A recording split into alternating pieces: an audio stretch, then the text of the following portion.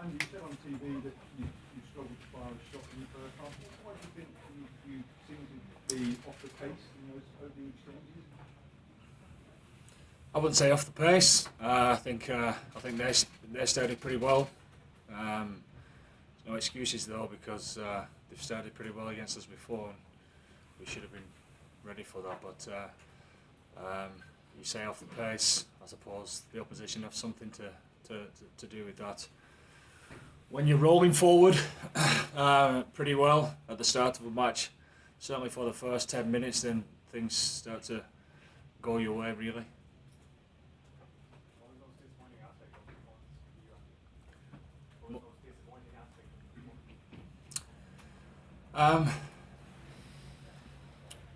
For me, the first half in general, we was coming here to try and win a triple crown, and they was trying to fight to stay in the championship. And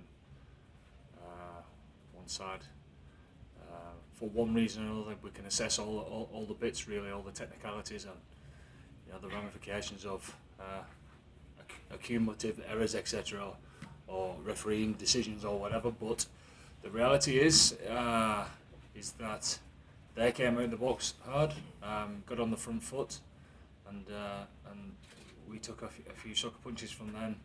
And I need to look at myself for that. Were they up for it more? The knows us going for a triple crown. That's my responsibility to make sure that shouldn't happen. So I've got to look at myself first and foremost. You said that a couple of times. What do you mean by that? Looking at yourself. Well, because I asked the players at half time about having some proper belief. About how do you get to be at your best? You get to be at your best when you're rolling forward and you're winning collisions, etc. And we came off second best really for large periods of that first half. Johnny, is that something you agree with? That it's up to the management to get you up to the right pitch, or is it more to the players? No, fans will always say that. Look, as players, I think we were in the right frame of mind. We just, 7-0 down. I didn't deal with the chip through. We missed a shot at goal. Another chip through. 14-0 down. A couple of chances, a couple of decisions against us, and then we're chasing proud of the lads in the second half. Proud of the way we stuck in and fought back, and we could have got another score or two maybe. Obviously we didn't. We were trying to chase to get that bonus point or deny them, and very very disappointed. But players wise, I thought we had a good week's prep. Thought we had a brilliant week's prep, and the difference between a victory and a defeat like that are very small. You always hear us talk about them. I think you obviously try your eyes a bit heaven at times, but for me that's, when you give a quality team, and they are a quality team, and they have big pressure points on us at times, when you give them obviously 14 points from 2 chip throughs, it's very disappointing. Like Rory said last year, for this match last year, that in the day before, just in the morning, you did sense that something wasn't quite right in the build-up. Was there any sense of that this morning? No, but it was very, very similar, I suppose, in game-wise. Last year that chip through, they got a score off, and then a score off first phase that we would normally never concede. It was like being stuck in the same game. And at times, then we tried to, when the space was wide, we tried to get there, but they shut us down well. At times, we didn't execute well enough to get the ball to where the space was, and then we're going backwards, and that's where we need to be better. We need to get rid of the ball and not overplay, and we overplayed at times when they had us in the back foot. Andy, did you get a chance to speak to Jacob just about maybe what caused that hesitancy for the second try? Oh, look, that's rugby, isn't it? Honestly, it's you might think it's important, but the bounce of a ball or whatever, he was all over that, and the ball just kicked right a little bit, didn't it, and just threw him off. I'd probably look back to the reasons why they were down there in the first place. First couple of eyeballs that went up at the start of the game, they had easy access to get straight through, and they got some momentum from the back of that. So you've got to deal with these type of things that don't go your way. as far as the bounce of the ball is concerned, but you've got to look at the bigger picture stuff and the reasons why they were there in the first place. And what went on with the pace kicking, the striking of the ball? Was it you put your finger on why you do things like that? Yeah, of course, I'd love to get them back and take them again. Sometimes when it's a bit blustery like that and you're trying to get in on top of the ball and smash it really, like get the middle of the ball, you just got it slightly high on both occasions, and yeah, that's it. What do you think, Johnny, you could as a team have done better to manage their kicking games? Obviously, we got quite a bit of success. You know, like Faz said, the couple of high balls that they put up at the start, they got some good access points from them. We gotta make it harder for them to get through and get those one-on-ones. And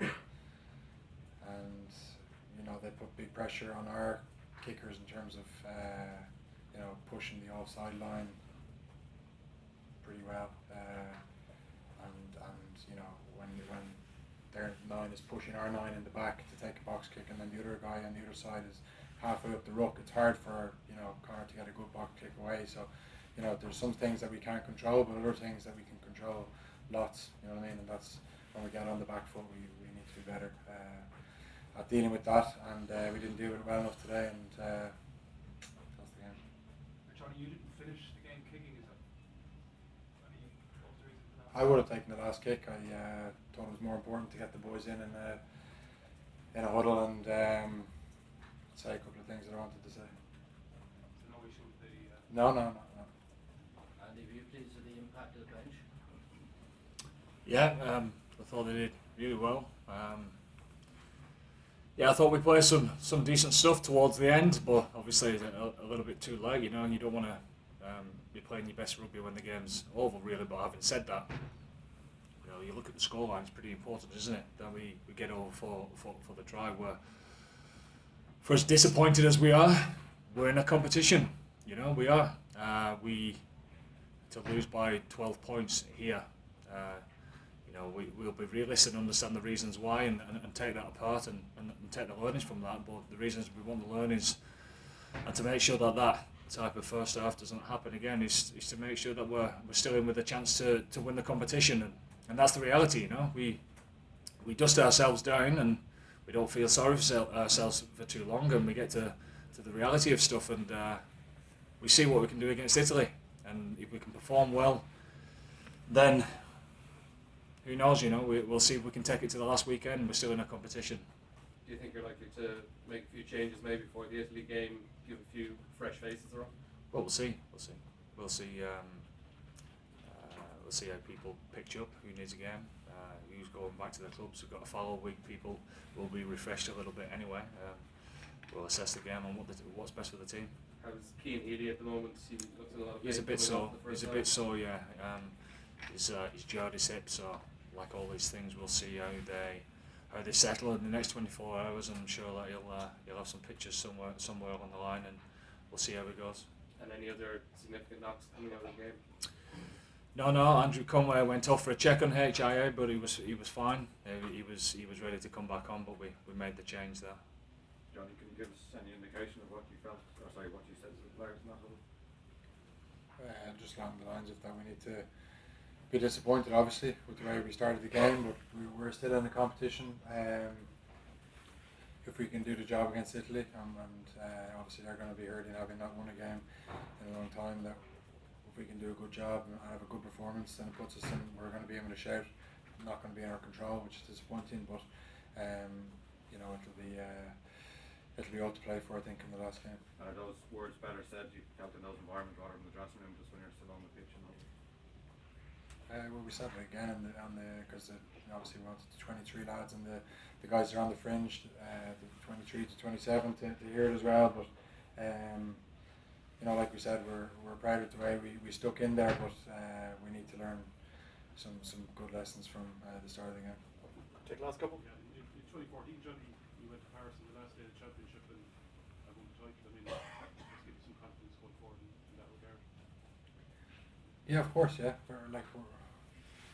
it's one game. You know, we thought we performed really well against Wales, but we knew it was going to be different when you come away from home, and we just didn't execute a few things that we should have, and we should have been better. Yeah, it's going to be a tough few days, but then we need to bounce back. We've got a big couple of sessions at the end of the week, and then into another test match next day against Italy.